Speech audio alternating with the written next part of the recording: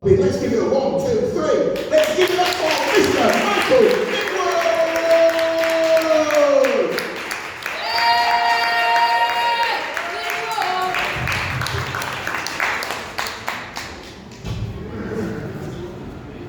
Hey! Thank you for that glorious ripple of apathy. That's fine, I can heard me either, don't we? I'd like to start my comedy like I am another baby. Fully dressed and with an apology. My apologies, I'm a little bit down tonight. I'm not my usual happy-go-lucky self. Unfortunately, my cat went out a couple of nights ago and hasn't come back yet. I'm not worried about him. It's just depressing to realise my cat's got a better social life than I have. Apart from that, I was actually in a good mood because we've just opened a little maybe. I don't get it myself, but he gets to scream out of Asda. And that should get the riff raff out of Marks and Spencer's. Which should mean I can get my waitress delivery. Thanks for coming out, by the way, because it's been fucking terrible without you. I won't lie. It might be terrible with you. It very much depends on me. I did once die quite badly. Even I left halfway through.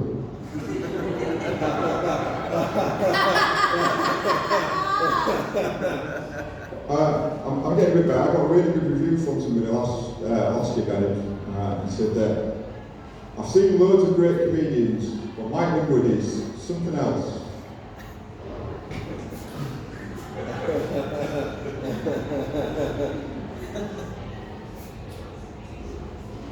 I've not actually gigged for a while. I've just come back from, I've just been on holiday. 3 weeks, 5-star all-inclusive in the Maldives. I've not got any material on that, I just wanted to know I'm doing alright for myself. It's a bit weird though when you go on holiday because I've got a nice house, 4-bedroom detached, room for a hot tub. And then you go on holiday, you go past these places, there's no paved roads, big holes in the ceiling, no running water. It's just, it's easy to fly from Manchester. I was pointing out that joke also works with Glasgow or Birmingham. It doesn't work with Robin Hood. Because no one knows where the fuck it is. I'm fairly sure that's why it closed.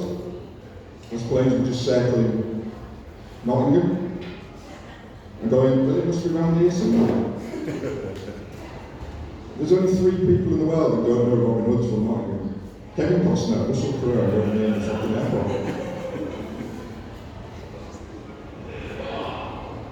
I was talking backstage.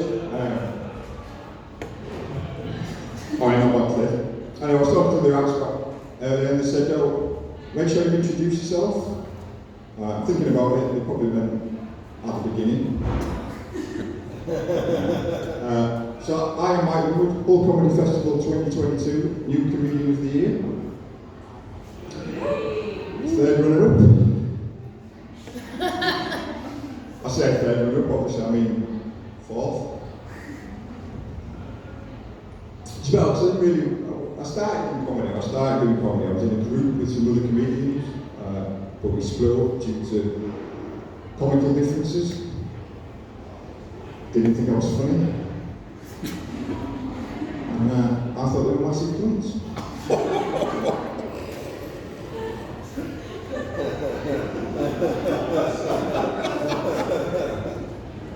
Perhaps we were both funny. But I didn't really want to be a comedian. I wanted to be a psychoanalyst. Because that's the best job title in the world. As it contains both the word psycho and the word anal. Coincidentally, my favourite search filter on Tinder. That's just a joke. I'm happily married, I'm not on Tinder. I was once on uniformdating.com. It turns out everybody's profile on there is exactly the same. Yeah, that's the most intelligent joke I've got tonight, so if you need that.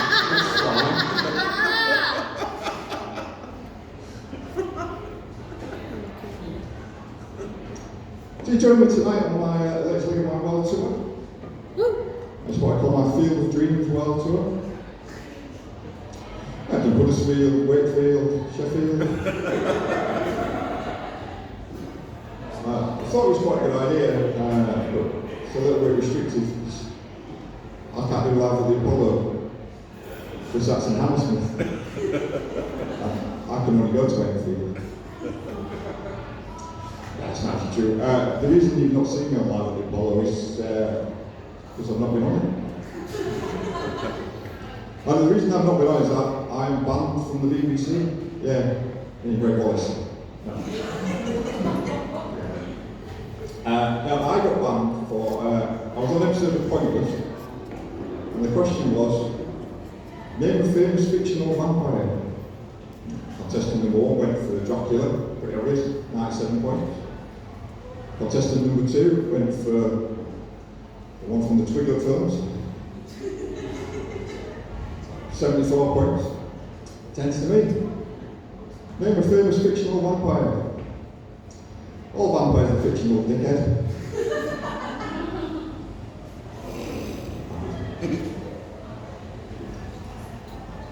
What else to tell about me? Oh, I used to work in the porn industry.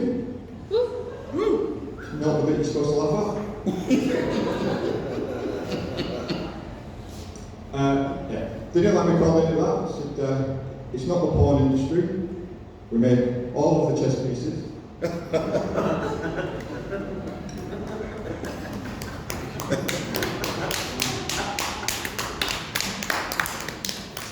It's a good job. I like that job.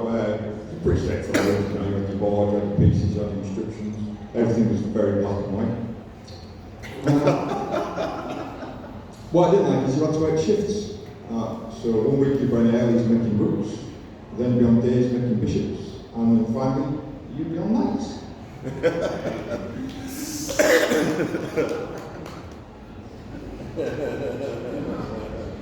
It's been a busy summer of sport. I used to like sport when I was younger. My PE teacher once said I was a vital member of the football, rugby and cricket teams. I mean, personally, I think she got an adult to drive the minibus, but you know.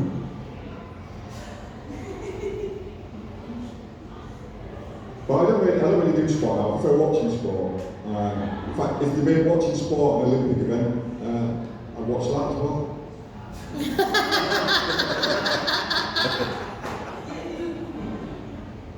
My wife once said that I like sport more than her, so for our anniversary, took her off work, took her out, got a lovely table, best of 9 frames.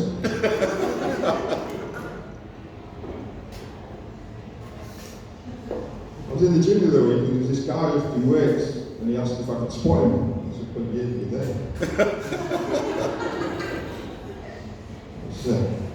It's hardly wears more. I realised I could come across a bit miserable. After a gig the other week, I was sat at the back and some woman came up to me and said I looked really unapproachable, thereby disproving her points and what I feel.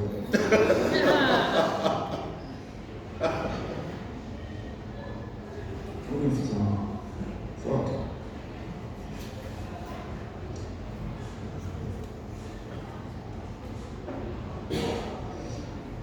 You got 4 more minutes of this song. So I'm just getting stuff. No, right, back to what was last time. I wrote a book.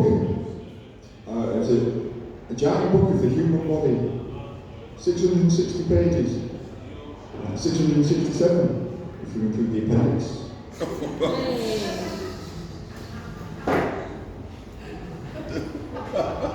Hello. Hello.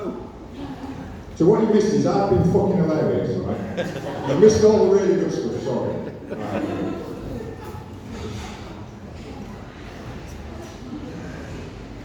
Yeah, I used to do loads of book jokes. I used to have some really clever, intelligent book jokes, but some of my audiences didn't get them. The final straw was one night in Wakefield. I had to explain what a book was. That was 3 hours of my life for not getting back.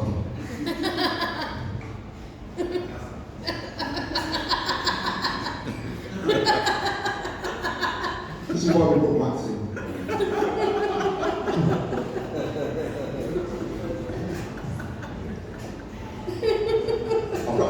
I'm going to tell you my new joke, right?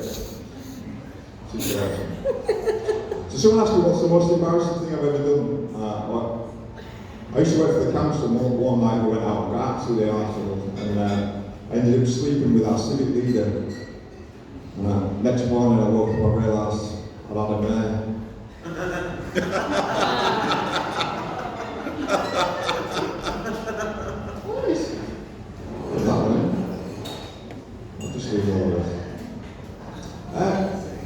I used to work at Yorkshire Wildlife Park. Have you ever been to Yorkshire Wildlife Park? Great. It's brilliant.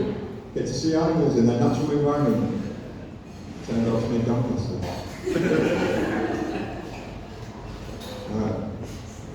Last year, 2 lions and a monkey escaped into Doncaster town centre.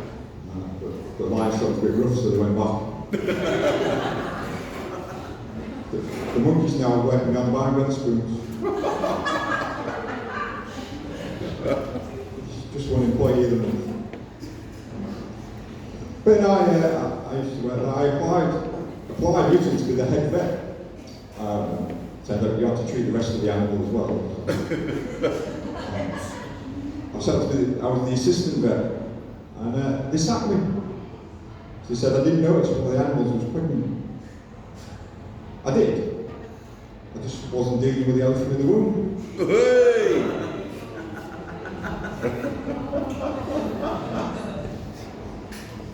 Anyway, thanks for coming. I hope you've enjoyed it. If you have, tell your friends. If you haven't, just keep it to yourself. No one likes to This is my last gig of this year. I've had a decent year. My total earnings from comedy this year is £624.50p. Before tax, obviously. After tax, it's exactly the same as all cashing on.